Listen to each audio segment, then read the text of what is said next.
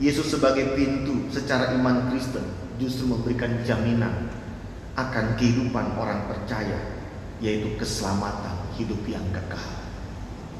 Secara ajaran Kristen kita ketahui, dalam hidup ini betul kita menjalani langkah-langkah hari kita dengan nafas yang kita miliki sampai batasnya. Tapi setelah itu apa yang terjadi? Mungkin kita nggak pernah mau tahu dan nggak mau cari tahu. Tapi Alkitab memberitahukan ketika Yesus mati, semua kita akan mati. Dia bangkit. Ada kehidupan baru. Dan kehidupan itu abadi. Tidak akan mati lagi. Kondisi hidup yang seperti itu yang dijanjikan Tuhan bagi orang yang percaya. Kenapa? Sebab ada sebuah keindahan hidup. Bukan sekedar hidup saat ini, tetapi hidup ketika kita menjumpai sebuah kemuliaan Allah Sang Pencipta kita. Hidup yang membuat kita melihat inilah arti panggilan hidup kita bersama dengan Allah pada saatnya dan hanya di dalam Yesus yang kita imani. Saya bisa merasakan kok ada orang yang bilang gini, alalah gak usah mikirin soal hidup nantilah, yang sekarang kan juga susah. Betul. Tetapi sampai kapan kita bisa mengatakan hidup yang kita coba kerjakan ini membuat kita rasa nyaman ketika setiap saat yang namanya pergumulan tidak akan pernah berhenti.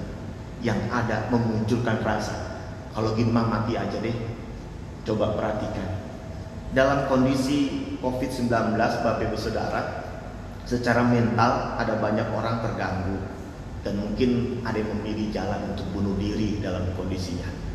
Atau ada orang yang sudah nggak mau tahu lagi, bodoh amat, hidup ya hidup, mati ya mati, sampai usianya berakhir. Ya hak mereka sih mau bilang, terserah saya mau ngapain. Mau saya bunuh diri kah? Mau saya tetap berjalan dalam sikap yang cuek, masa bodoh, nggak mikirin apa yang harus saya lakukan dalam tanggung jawab saya. Betul. Tetapi dari hati yang paling dalam ada rasa di mana kita merindukan sesuatu. Apakah ini hidup yang sesungguhnya? Jangan salahkan persoalan. Jangan salahkan pergumulan Anda. Itu mah gak diundang datang Bapak Ibu Saudara. Jangan salahkan orang di sekitar Anda yang membuat Anda mengambil jalan pintas misalkan. Atau ada panik, atau ada marah. Siapa yang bisa melarang orang? Tapi yang utama adalah apa yang harus ada. Yang harus ada dalam diri Anda sehingga memang betul. Setiap orang punya batas usianya. Tetapi usia yang terbatas ini, apakah sekedar untuk menanti kematian Anda? Dan Tuhan memberikan kehidupan buat saya dan Bapak Ibu Saudara tidak hanya untuk mati. Saya ngerti ada orang yang bilang ketika seorang meninggal, ketika melewati sakit penyakit, penderitaan, mengatakan sekarang dia sudah tenang, dia sudah bebas, enak ya, seperti dia nggak ngalami corona seperti ini, nggak ngalami sulitnya seperti ini. Aduh, siapa bilang dia lebih enak dari Anda? Kan Anda nggak tahu, belum mengalami seperti yang dia alami. Kenapa kita ngomong begitu? Karena kita lagi panik, nggak tahu mau ngapain lagi. Kenapa? Karena kita membutuhkan suasana yang baru, suasana yang lebih menenangkan, menyenangkan, menggembirakan buat kita. Tapi kenyataannya nggak seperti itu. Tugas-tugas tambah banyak ketika belajar dari rumah. Anak-anak sekolah justru tambah terbeban misalkan. Kebutuhan fasilitas untuk online juga besar. Jadi sekitar kita sesuatu yang kita bisa bilang, inikah kehidupan? Walaupun ada orang juga bilang, yang namanya kehidupan akan syarat dengan penderitaan. Derita dan juang. Kalau itu kita tahu berarti apa? Nggak usah ngeluh. Kalau nggak mau ngeluh, nggak mau menderita, ya sudah, selesaikan hidupmu sekarang juga, jalan pintas. Tapi kan nggak gitu-gitu juga. Jadi kondisinya semua kita sama-sama terdampak dalam kehidupan ini akibat COVID-19. Semua kita pun sedang berjuang, sedang bergumul, dan gak usah saling membanding-bandingkan Bapak Ibu Saudara. Oh, enaknya seperti dia, aman dan nyaman, terjamin. Gak seperti kami dan saya keluarganya. Gak perlu. Betul gak enak ketika dalam satu kondisi ini ada banyak pemutus hubungan kerja. Orang gak lagi kerja, bingung mau usaha apa, ada pengurangan tenaga kerja. Semuanya susah, betul. Kita gak usah merasa orang yang paling mungkin merasa yang menderita, yang paling mungkin gak beruntung, dan orang lain lebih baik dari kita. Kalau hanya melihat itu, waktu kita habis, sampai kita mungkin merasakan kita gak lagi punya semangat Bapak Ibu Saudara. Nggak usah kita menyampaikan sesuatu yang seolah-olah orang akan prihatin kepada Anda. Kenapa? Semua orang sedang prihatin Bapak Ibu Saudara. Tidak ada orang yang lebih kuat dari setiap kita. Semua sama-sama butuh kekuatan. Justru dalam kondisi ini, secara iman Kristen betul, kita diberikan jaminan kehidupan kekal setelah kematian.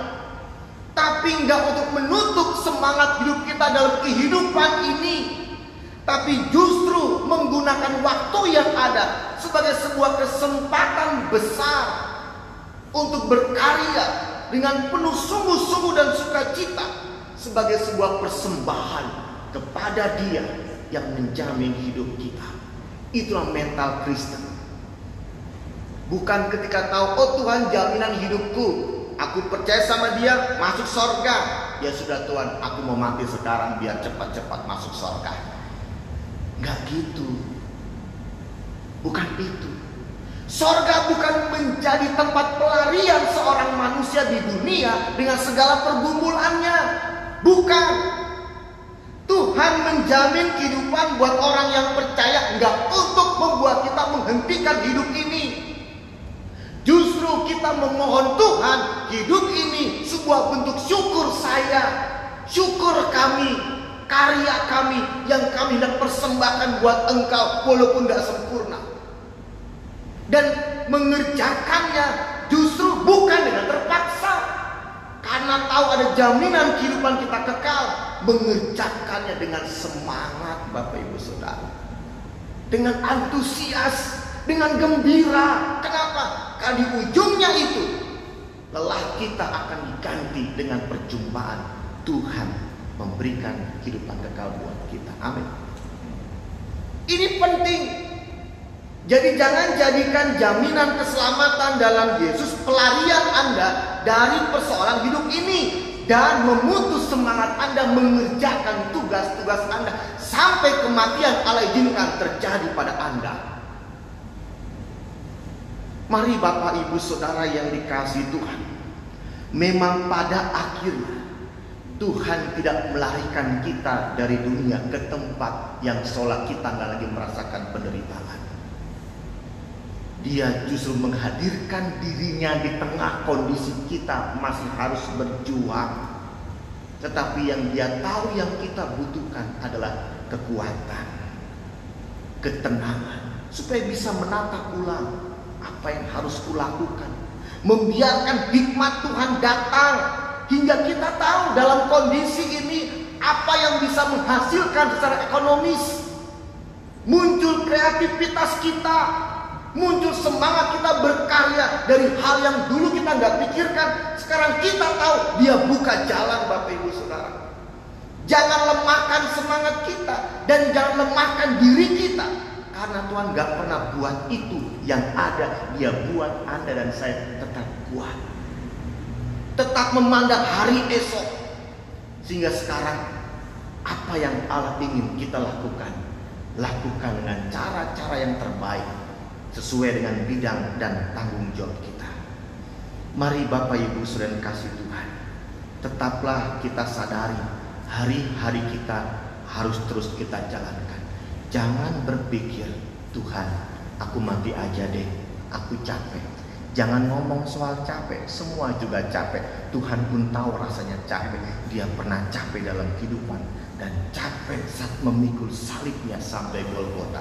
Jadi nggak usah ngeluh-ngeluh lagi, karena Tuhan pernah merasakan itu nggak gampang.